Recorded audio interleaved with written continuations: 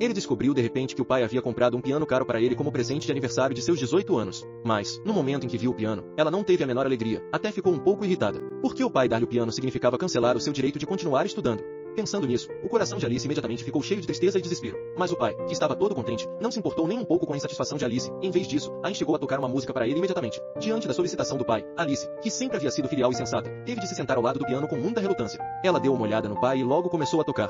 O som do piano dela imediatamente encheu todos os cantos da sala. Mas logo ela parou resolutamente, embora nunca tivesse ido contra a vontade do pai. Dessa vez, ela expressou com indignação a sua insatisfação, porque ela não queria que o pai apagasse o seu sonho de ir para a universidade com apenas um piano. Ela sempre sonhou em ir para a universidade, estudar literatura e se tornar uma escritora. Mas o pai achava que tocar bem o piano, cozinhar deliciosamente, se casar com um bom marido era uma vida que uma menina deveria buscar.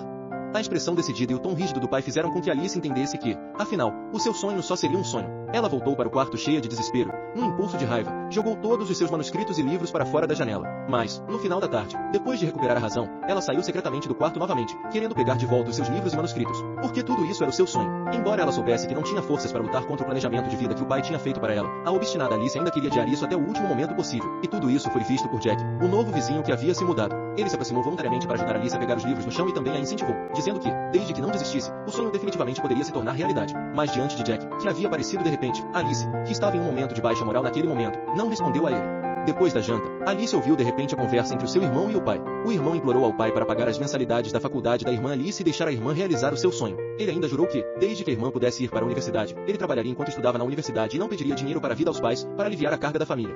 Ele até disse que, se a irmã não pudesse continuar estudando, ele também estava decidido a abandonar os estudos. Ouvindo as súplicas do irmão, Alice ficou muito pensativa. Na manhã seguinte, ela encontrou o pai, planejando dizer ao pai que estava decidida a abandonar o seu sonho. Porque ela não podia fazer com que o irmão abandonasse os estudos por causa do seu próprio sonho. Mas, inesperadamente, o pai foi o primeiro a falar e permitiu que ela continuasse estudando.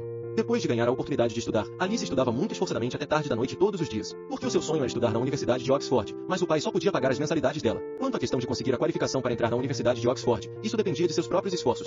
Quando ela estava estudando esforçadamente, Jack, o novo vizinho que havia se mudado, bateu novamente na porta de sua casa. Jack perguntou se ela queria que ele ajudasse com as lições, pois Jack era um estudante que estava prestes a se formar na Universidade de Oxford. Diante de Jack tão entusiasmado, Alice respondeu com indiferença, dizendo que tinha capacidade de estudar sozinha. Embora tivesse recusado a ajuda que Jack havia oferecido voluntariamente, no momento em que fechou a porta, um sorriso de alegria escapou de seus lábios. Depois disso, Jack se tornou um bom amigo do irmão de Alice, o que fez com que ele aparecesse com mais frequência na vida de Alice. Na verdade, Jack também amava literatura e sonhava igualmente em se tornar um escritor. O sonho em comum fez com que os dois rapidamente se tornassem bons amigos que podiam falar de tudo um com o outro.